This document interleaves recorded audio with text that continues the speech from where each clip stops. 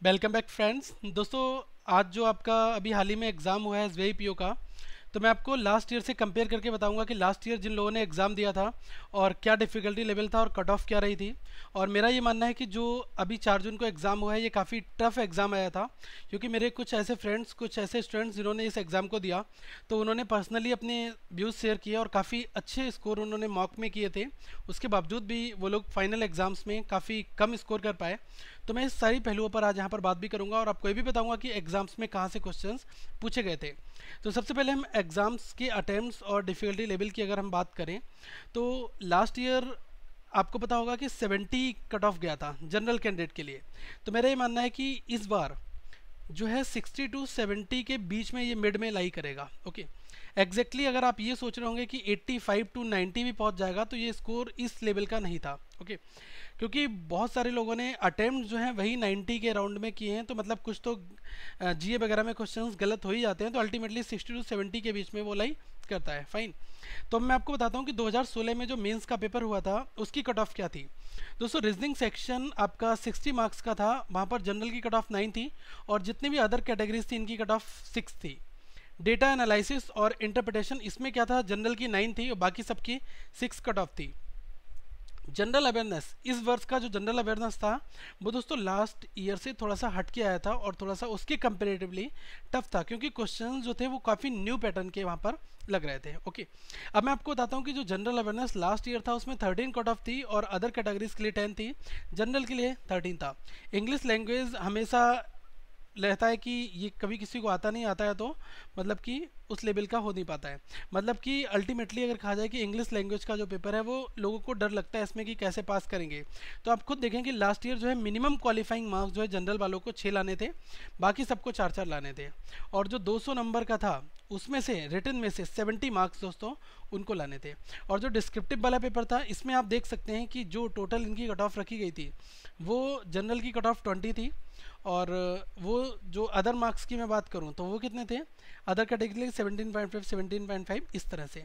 तो अगर आप कहेंगे कि 250 नंबर में से जिनको सेलेक्ट किया गया था अल्टीमेटली इंटरव्यू के लिए, तो इंटरव्यू में जनरल जो कैंडिडेट 90 मार्क्स लाया था उसका इंटरव्यू हुआ था। और उसके बाद जो जीडीपीआई था, ओके, तो जीडीपीआई क्या है कि 20 नंबर का ग्रुप डिस्कशन हो जाता है, 30 का आपका इंटरव्यू हो जाता है, तो टोटल मार्क्स जो होते हैं वो 50 होते हैं। तो यहाँ पर इसमें जो पासिंग जिन्होंने क्वालिफाई किया है, जो मेरिट लिस्ट के तैयार होंगे स्टूडेंट्स, तो उसमें जनरल का 20 था, बाकी अदर कैटेगरीज का 18 था।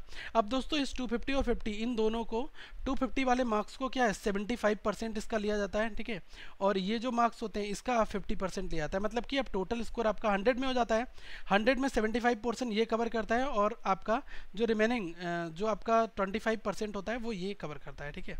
तो आप ये देखें कि जो आपका टोटल 250 का हुआ था इसमें रिटन टेस्ट नॉर्मलाइज 75 में हुआ, जीडीपीआई नॉर्मलाइज आपका 25 में कर दिया जाता है, ठीक है, ये होता है सिस्टम। तो टोटल जो है 100 में से जो जनरल की कट ऑफ थी वो थी 49.75, और जो अदर थे उनकी कैटेगरी वाइज थी एससी 34.25, एसटी 34.73 और V I O H H I इनकी कट ऑफ इस प्रकार थी। तो मेरा ये मानना है कि इस बार जो फाइनल, अगर मैं अभी केवल रिटर्न की बात कर रहा हूँ 200 मार्क्स की, दोस्तों 200 का जो मार्क्स है वो आपका ये मान के चलिए कि 60 टू 70 के बीच में वेरी करेगा, +5 हो सकता है, -5 भी हो सकता है, लेकिन पेपर ऑब्वियसली डिफ़िकल्ट आया था, लोगों को प्रॉब्लम्स यहाँ पर आई हैं। अब मैं आपको बताता हूँ किस तरह के क्वेश्चंस पूछे गए थे। लोगों ने कहा है कि नया पैटर्न नया पैटर्न, तो मैं कहता हूँ कि अगर किसी स्टूडेंट ने बहुत अच्छी प्रैक्टिस की होगी तो उसने कुछ नए पैटर्न के क्वेश्चन ट्राई भी किए होंगे। अल्टीमेटली क्या है, क्वेश्चन का फिजिकल स्ट्रक्चर अगर किसी तरीके से कोई चेंज कर दिया जाए कि जो क्वेश्चन पूछ रहा है उसको हम किसी अदर इन्फॉर्मेशन में पूछ लें तो वो न्यू पैटर्न में आ जाता है। लेकिन जब इन्फॉर्मेशन बहुत ही मिनिमल दी होती है तब वहाँ पर प्रॉब्लम्स लोगों को आई हैं। तो इस बार जो है जनरल अवेयरनेस, इंग्लिश, रीजनिंग और डेटा इंटरप्रिटेशन एंड एनालिसिस, ठीक है। तो इसमें क्या है कि आपका टोटल 155 क्वेश्चन होते हैं, 200 नंबर के होते हैं। सबके लिए इंडिविजुअल सेक्शनल टाइम होता है, 35 मिनट आपको इंडिविजुअल मिलते हैं जनरल अवेयरनेस के लिए, 40 मिनट आपको इंग्लिश के लिए मिलते हैं और 60 मिनट आपको रीजनिंग और 45 मिनट आपको डीआई के लिए मिलते हैं। तो ये आपका ओवरऑल स्ट्रक्चर रहता है। रीजनिंग का पेपर ऑब्वियसली बहुत ज़्यादा टफ आया था क्योंकि पजल्स बहुत ज़्यादा पूछे गए थे। अब मैं सेक्शन वाइज आपको बताता हूँ कि आप ये देखिएगा कि जो आपका डेटा इंटरप्रिटेशन था इसमें दोस्तों 15 टू 20 मार्क्स के क्वेश्चन पेपर थे। एक आपका क्वेश्चन डेटा जो केसलेट डीआई होती है उसका पूछा गया था। तो केसलेट डीआई में क्या है, एक set of information paragraph kind of में दी होती है, उसको हमें रीड करके क्वेश्चन के आंसर देने होते हैं और उसको हमें एक टेबल फॉर्मेट में अपने आप रफ वर्क करके बना लेना होता है ताकि हम आसानी से क्वेश्चन दे सकें। लेकिन क्या है कि ये क्वेश्चन भी काफ़ी अच्छे लेवल का था। बोट एंड स्ट्रीम बेस्ड एक डीआई पूछी गई थी, पाई चार्ट के क्वेश्चन, मिसिंग डीआई और लाइन ग्राफ, यहाँ से आपके क्वेश्चन डीआई में पूछे थे। एक आपका जो था क्वेश्चन डेटा सफिशिएंसी का पूछा गया था, ये जो है 4 to 5 मार्क्स कवर करता है। दोस्तों मैंने आपको इनइक्वालिटी बताया था कि क्वाड्रेटिक जो है अब क्वांटिटी 1 और क्वांटिटी 2 के पूछे जाते हैं, मतलब कि क्वांटिटी 1 और क्वांटिटी 2। अब आप इनको इंडिविजुअली सॉल्व करना है। सॉल्व करने के बाद आप यहाँ पर चेक कर सकते हैं क्वांटिटी 1 बड़ी है क्वांटिटी 2 से, क्वांटिटी 1 छोटी है क्वांटिटी 2 से, या फिर बड़ी है बराबर है, छोटी है बराबर है, या फिर सी एंड डी बराबर है। तो ऐसे कंडीशंस बेस्ड क्वेश्चंस बनते हैं। तो ये थोड़ा सा हटके था। इसमें क्या था कि क्वाड्रेटिक में क्या था कि केवल आपको एक ऐसी इक्वेशन दी जाती थी जिसमें आपको x की 2 वैल्यू निकालनी होती है। लेकिन जब आपका पेपर अगर क्वांटिटी 1 और क्वांटिटी 2 के ऊपर आता है तो इसमें profit loss, time and work, probability, mensuration कुछ भी पूछ लिया जाता है, कहीं से भी क्वेश्चन आपका यहाँ पर फॉर्मेशन हो जाता है। ठीक है, तो यहीं पर क्वेश्चन का लेवल थोड़ा सा टफ बन जाता है। तो अल्टीमेटली ये स्ट्रक्चर था। क्वांट मेरा ही मानना है कि टफ पेपर था, और क्वांट में दोस्तों अगर आप एक अच्छा स्कोर कर पाते हैं तो ये बहुत ही आपके लिए अच्छी बात होगी। लेकिन कुछ लोगों ने यहाँ पर कुछ क्वेश्चन अच्छे सॉल्व करे हैं। अगर मैं रीजनिंग की बात करूं तो रीजनिंग में आप देख सकते हैं कि मैक्सिमम 20 से ऊपर के आपके सिटिंग अरेंजमेंट और पजल के क्वेश्चंस आए थे। अब इसमें जो क्वेश्चन थे वो किस किस तरह से थे, ये हमें स्टूडेंट्स ने मेल भी किए कुछ क्वेश्चंस। तो ये इस तरीके से there were many questions from linear arrangement के थे, जिसमें कि एक क्वेश्चन दिया था जिसमें सारे के सारे लोग एक सिंगल रो में बैठे हैं साउथ की ओर फेस करके, और जो अदर पीपल हैं वो सिटिंग सेकंड रो में है, सेपरेट रो है वो भी, और उनके बीच में जो डिस्टेंस है वो दी है। इसके बिहाफ पर क्वेश्चन आपके फॉर्मेशन था। एक मंथ बेस्ड आपसे पजल पूछी गई थी। एक क्वेश्चन आपका था कि बॉक्स जो है स्क्वायर बेस्ड है, और उसमें क्या है कि जो प्यूपिल हैं वो स्मॉलेस्ट बॉक्स स्क्वायर में बैठे हैं, फेस कर रहे हैं इनसाइड के लिए। तो आपको बताना है कि उस पर क्वेश्चंस आपके पूछे गए थे। तो अल्टीमेटली दोस्तों ये क्वेश्चन भी काफ़ी टफ था, इसमें टाइम कंज्यूमिंग था, लोगों को टाइम इस क्वेश्चन को बनाने में लगा है। बाकी अदर पार्ट की अगर मैं बात करूं तो इनपुट आउटपुट भी टफ आया था। इनपुट आउटपुट बिल्कुल अनएक्सपेक्टेड था। अगर दोस्तों आपके पास रीजनिंग के कुछ क्वेश्चन हैं तो आप हमें मेल कर सकते हैं। हमारी ईमेल आईडी है currentaffairsfunda@gmail.com। तो यहाँ पर जो ये इतना टेक्स्ट लिखा है करंट अफेयर्स फंडा, इसके आगे आप @ यूज़ करें, फिर gmail.com ये यूज़ करके आप इसको हमें ईमेल कर सकते हैं। और लॉजिकल के क्वेश्चंस आपके पूछे गए थे। डेटा सफिशिएंसी में जो क्वेश्चन थे वो 2 to 3 स्टेटमेंट वाले क्वेश्चन थे, मतलब कि जिसमें 3 स्टेटमेंट दिए हैं, उनसे आपका डेटा बताना है कि कौन सा डेटा सफिशिएंट है इस प्रॉब्लम को सॉल्व करने के लिए। ओके, और कोडेड फॉर्म में जो आपका इनइक्वालिटी वाला पोर्शन क्वेश्चन पूछा गया था, इसमें क्या था, जैसे आपको दिया है P@Q, इसका मतलब क्या है कि M is going 5 meter south, मतलब कि एक डायरेक्शन के साथ में इस क्वेश्चन को दोस्तों रिलेट किया गया था, और काफ़ी अच्छे लेवल का क्वेश्चन था। जैसे ही क्वेश्चन हमें मिलता है मैं आपको इसको सॉल्व करके बताऊंगा कि क्या अप्रोच हमारी हो सकती है। अब अगर जीए के क्वेश्चंस की बात की जाए तो इसमें जो 75% क्वेश्चन थे वो करंट अफेयर्स बेस्ड थे, बिल्कुल लेटेस्ट नॉलेज, लेटेस्ट न्यूज़ के ऊपर थे। कुछ क्वेश्चन आपके बजट और वहाँ से पूछे गए थे इकोनॉमिक्स के, और स्टैटिक पार्ट के कुछ क्वेश्चन थे। तो मैं इनको सेपरेट क्वेश्चन डिस्कस करूंगा कि क्वेश्चन का स्ट्रक्चर कैसा था, फॉर्मेशन कैसा हुआ, ताकि आपको पता लग जाए कि क्वेश्चंस आपके एग्जाम्स में कैसे पूछे जाते हैं। कमेटी के क्वेश्चंस भी दोस्तों आपके एग्जाम्स में पूछे गए थे।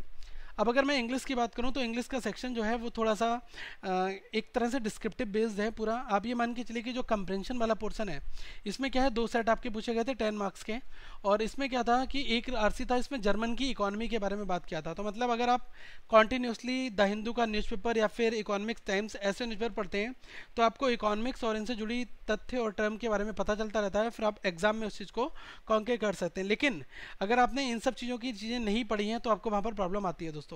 कुछ लोग अगर स्टोरी बेस्ड पैसेज की प्रैक्टिस करते हैं तो स्टोरी बेस्ड अब जमाने बीत गए, वो आपके क्लर्क लेवल में भी अब नहीं आते हैं, इकोनॉमिक ही पैसेज आता है। तो आप कोई स्टैंडर्ड न्यूज़पेपर उठाएं और उसको लगातार 6 महीने तक पढ़ें, उसकी स्पेलिंग देखें। जो आपको नीचे ये वेबसाइट हमारी दिखाई दे रही है currentaffairsfunda.com, तो यहाँ पर पर डे दोस्तों 2 एडिटोरियल आपको मिलते हैं, एक द हिंदू का, एक इकोनॉमिक्स टाइम्स का भी हम लोग डाल रहे हैं, तो आप इसको भी देख सकते हैं। यहाँ से जब 2 एडिटोरियल आप करेंगे पर डे तो आपको 2 करंट इशूज़ के बारे में पता चलेगा। साथ में आप ये भी देख सकते हैं कि जो क्वेश्चन आपका एग्जाम में आ रहा है उससे कुछ कुछ मिलते जुलते वहाँ पर वर्ड मीनिंग्स, स्पेलिंग मिस्टेक्स, ये सब चीज़ें आप वहाँ पर जज कर सकते हैं। पैराफिलर्स, फेज रिप्लेसमेंट, सारी चीज़ें आपकी केवल एक न्यूज़पेपर से ही कवर कवर हो जाती है। इंग्लिश में क्या है कि आपको बुक जो है वो केवल ग्रामर पढ़ने के लिए उठानी होती है, लेकिन अगर आप क्लॉज टेस्ट सॉल्व करना है तो अगर आपकी रीडिंग स्पीड अच्छी है, आप चीज़ों को जल्दी से पढ़ सकते हैं, तो आप उनका लॉजिकल कनेक्शन भी आसानी से बना सकते हैं। मैंने कई बार लोगों को देखा है कि वो कहते हैं कि सर न्यूज़पेपर जब मैं पढ़ता हूँ तो मुझे प्रॉब्लम ये आती है कि वहाँ पर वर्ड मीनिंग नहीं समझ में आते हैं। तो दोस्तों आप कुछ ऐसे एप्लीकेशन जो मार्केट में है या फिर एंड्रॉयड की डिक्शनरी में आपको मिल जाएंगे, तो वहाँ पर आप उनको रखो, उनको सर्च करो और उनको यूज़ करो। इससे क्या होगा आपको कि रन टाइम पर आप नोट कर सकते हो उन स्पेलिंग्स को, फिर आपको कभी रिवाइज करने में आसानी भी रहेगी। तो मेरा ये कहना है कि जो लोग न्यूज़पेपर पढ़ें वो अपने साथ डिक्शनरी कोई ना कोई जरूर रखें। लेकिन दोस्तों ऑफलाइन अगर आप न्यूज़पेपर पढ़ रहे हो और ऑफलाइन में आप डिक्शनरी रख के रख रहे हो, सर्च करो, उसमें आपका टाइम कंज्यूम बहुत ज़्यादा होगा। ऑनलाइन यूज़ करो, क्योंकि आसानी से आप ये कर सकते हो। पर डे आप ये मान के चलो कि आपको 20 वर्ड नए याद करने हैं और अगले दिन वाले वर्ड को रिवाइज करना है, उनको यूज़ में लाना है, तभी दोस्तों कुछ आपका यहाँ पर हो सकता है। आगे की अगर मैं बात करूँ, डिस्क्रिप्टिव था। डिस्क्रिप्टिव में क्या था कि एक लेटर लिखना था आपको, थैंक यू नोट था ऑथर के लिए कि आपको बुक ऑन डिप्रेशन, ठीक है, ये था, ठीक है। और दूसरा क्या था कि एक ब्रांच मैनेजर को आपको लिखना था एक लेटर। उसमें क्या है कि आपका जो कुछ अमाउंट आपने डिपॉजिट किया है वो क्या है कि रिफ्लेक्ट नहीं हुआ है, तो ठीक है, तो उसके ऊपर एक क्वेश्चन आपका मतलब लेटर में आया था। एक था आपका जो सोशल मीडिया है इसके इम्पैक्ट के बारे में, कि सोशल मीडिया जो है उसका जो है आज की सोसाइटी पर क्या इम्पैक्ट पड़ता है। तो ये लेटर और जो आपका ऐसे था, दोनों में कुछ कुछ मिलते जुलते कंटेंट थे, क्योंकि आप देख लें, write an essay on the effect of social media and it consequences on our population. और एक क्या है कि आपको एक लेटर लिखना है एडिटर के लिए, आपको बताना है कि सोशल मीडिया का इरेलेवेंट यूज़ जो है इम्पैक्ट क्या है, उसके बारे में आपको अपने तथ्य रखने थे। ट्रैवलिंग टेक्नोलॉजी इज पावर, इसके ऊपर आपका ऐसे पूछा गया था। और जो टेक्नोलॉजी है उसके निगेटिव इम्पैक्ट क्या हो सकते हैं, उसके ऊपर भी आपका ये पूछा गया था। अब दोस्तों मेरा ये कहना है कि अगर आपका अपकमिंग IBPS एग्जाम है तो आपको क्या है कि उसके लिए अभी से तैयारी करनी है। अगर आप ये सोच रहे हैं कि आने वाले दिनों में जब नोटिफिकेशन आ जाएगा तब हम तैयारी करेंगे, तब वहाँ पर कुछ नहीं होने वाला। अभी से आप प्रैक्टिस पेपर सॉल्व करें, जो आपके टॉपिक वीक हैं उनके ऊपर प्रैक्टिस करें, तभी आप कुछ एक अच्छा स्कोर वहाँ पर ला पाएंगे। और हमेशा से ध्यान रखें कि आप इजी क्वेश्चंस को कम बनाएं, क्योंकि इजी क्वेश्चंस तो आपसे बन ही जाते हैं, वो उससे कॉन्फिडेंस आ जाता है। लेकिन बड़े क्वेश्चंस बनाने हैं तो आपको थोड़ा सा टाइम देना होगा, पजल करना होगा उसमें, तभी आप वो क्वेश्चंस बना सकते हैं। तो मेरा ये मानना है कि आप अभी से तैयारी कर दीजिए। बाकी मैं IBPS PO के ऊपर एक सेशन आपको जरूर दूंगा, ताकि मैं आपको बताऊंगा कि आपको किन किन टॉपिक को पहले फेज में कवर करना है, जिससे कि आपका एग्जाम तक सिलेबस भी कवर हो जाए और आपका जो ये सीरीज़ है और जो भी टेस्ट सीरीज़ वगैरह आप उसको भी दे सकें। दोस्तों अगली वीडियो में हम फिर मिलेंगे, तब तक आप यहाँ पर लोगों पर क्लिक करके चैनल को सब्सक्राइब कर लें, और आप अदर प्लेलिस्ट भी आपको यहाँ पर मिल जाएंगी। और इस वेबसाइट को रेगुलर विजिट करें, currentaffairsfunda.com को। और अगर आपके पास कोई क्वेश्चंस हैं तो currentaffairsfunda@gmail.com पर आप हमें मेल कर दें, ताकि हम वो क्वेश्चंस आप तक लेकर आएँ। दोस्तों अगली वीडियो में आपसे फिर मिलूंगा, तब तक के लिए धन्यवाद। Have a good day. Thank you so much for watching this video.